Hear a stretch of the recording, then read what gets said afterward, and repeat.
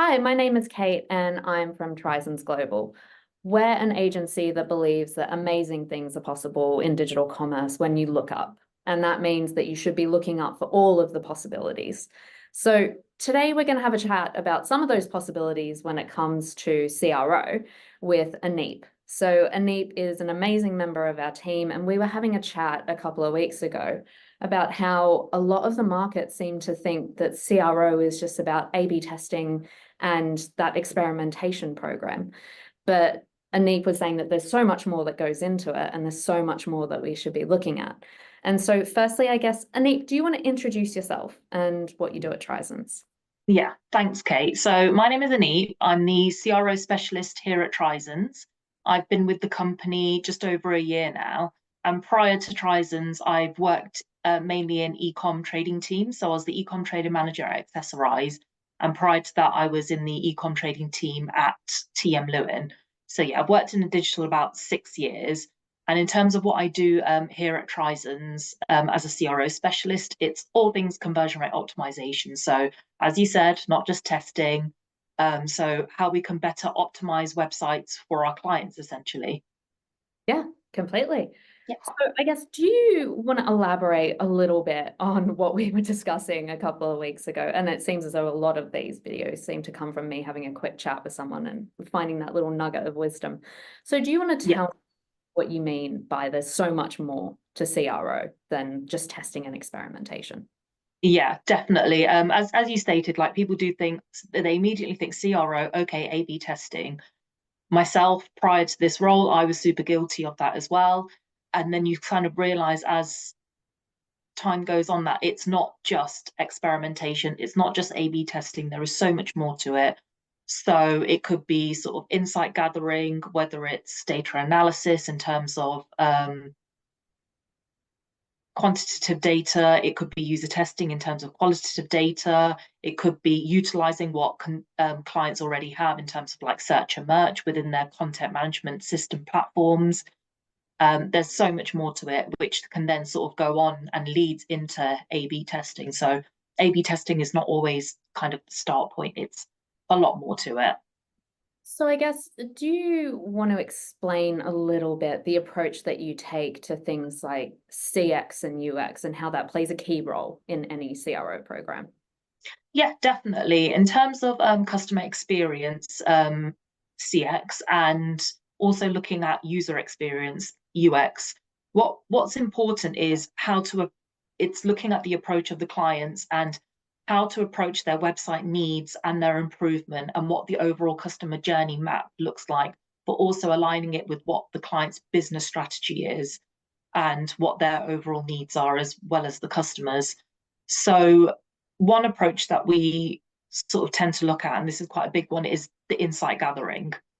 Mhm. So as I mentioned before about that sort of quantitative data, it's the data analysis on, for example, the customer journey, what that mapping looks like, and the overall funnel. And we can do this utilizing whatever the clients, sorry, already have, whether it's Google Analytics, or in some cases, we might even use that third-party data tools, Glassbox. We've got a great partnership with Content Square that we work with some of our clients.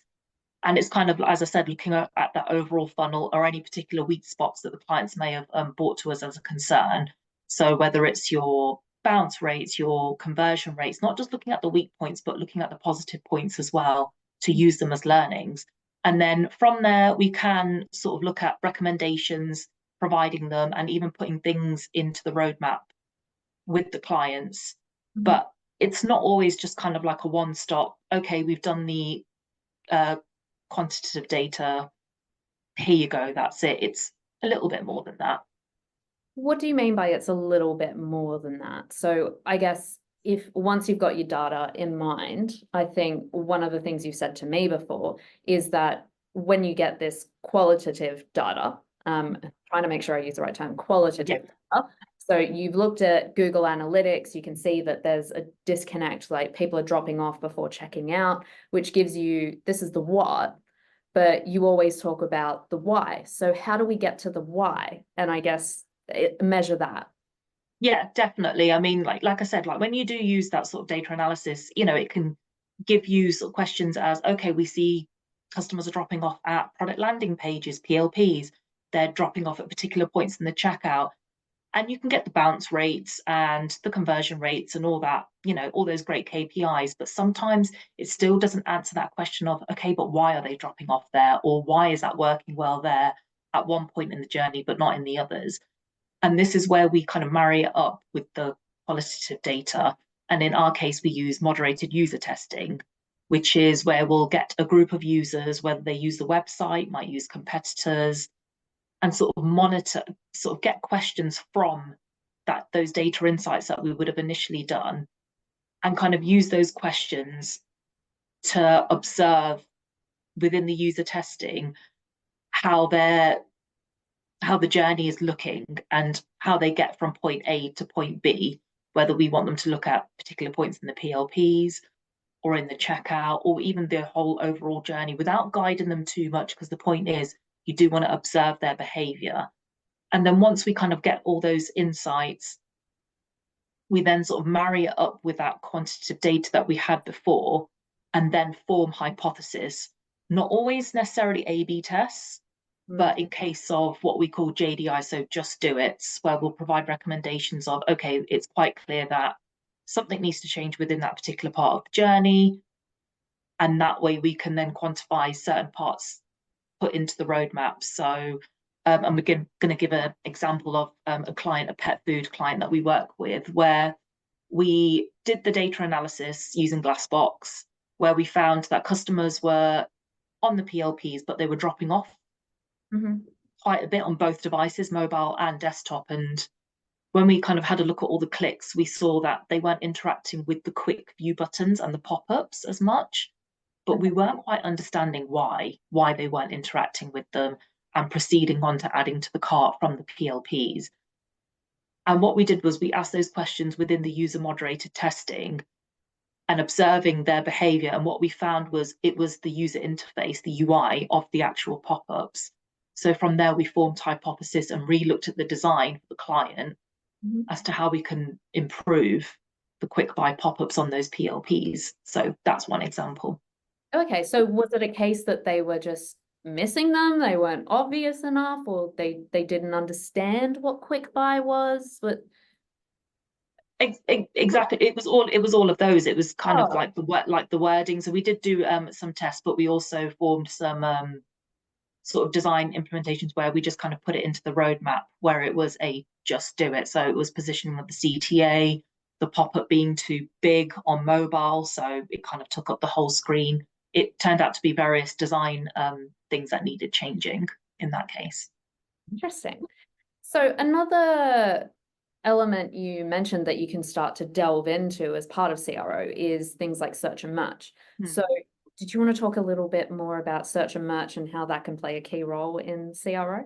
Yeah, definitely. I mean, search and merge is one of my favorite things, because coming from especially an e-com trading background, it's absolutely all optimization. So this is kind of like what I call like a CRO light piece of work, because what you want to do, and what I should mention is, before we do insight gathering, and when we have a look at what the strategy is for the business and for our clients, is seeing what they already have. And in terms of you doing search and merge optimization work, it's using the functionality they already have within their CMS platforms. Yeah, So what that does as well, if you're removing the need to add an extra tool, you don't need to retrain the team. So if you've got the tools to use there, why not use them? Yeah, absolutely. And in some cases, like the different sort of areas that I look at within like CMS platforms are how well and how optimized is their on-site search functionality? Is it being, like, for example, you can have a look at the data within it as well. What's the search looking like? Conversion versus those customers that don't use search and convert, and various things like that. And looking into the actual search terms and seeing how well optimized on-site search can be, and if it needs actioning, which we can absolutely do on the Trizen side. Another area I like to look at is product recommendations and where they are on the website and the placement of them, if there are any. So one example, again, going back to the pet food client, we found that they were on a CMS platform, and their product recommendation content slots were quite, some areas they weren't switched on, or they weren't being utilized to the best of their ability within the CMS platform. There was no need for extra third-party tooling, any add-ons or anything. We could absolutely utilize what was already in the CMS platform. So what we did was we did a gap analysis, had a look at different strategies that could be placed on various areas of the website. For example, product recommendations on the cart, on the PDP pages, on the PLP pages, on the home page, on search with no results page. And we actually switched, in some cases, some of them on, and came up with various strategies. So, for example, empty cart, we put on what the best sellers were. For some customers, whether they were a dog owner or a cat owner, creating customer groups for those and having specific product recommendations for them as well, be it wherever it was on the website.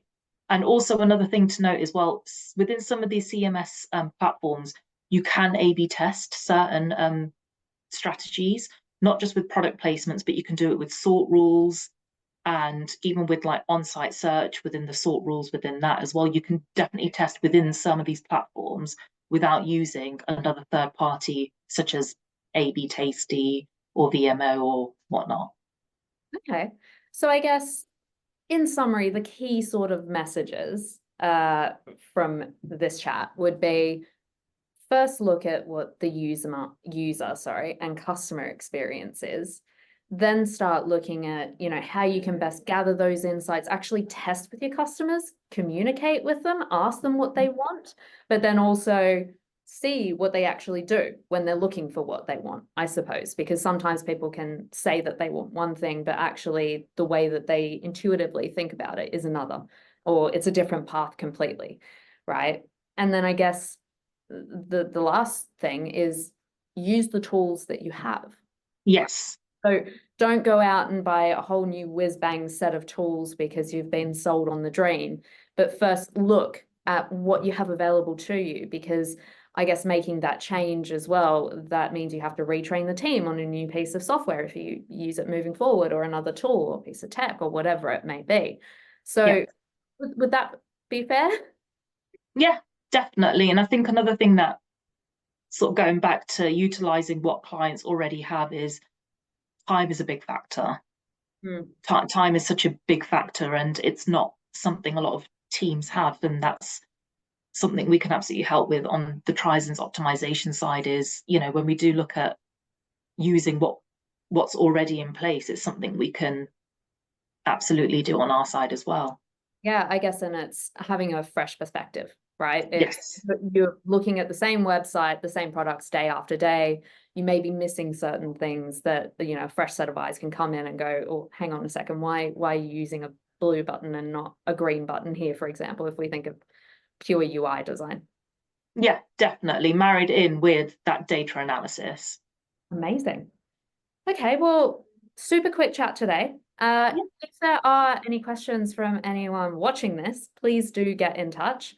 And you can even have a chat with the lovely Aneep and steal some of her insights and her lovely big brain full of knowledge with CRO.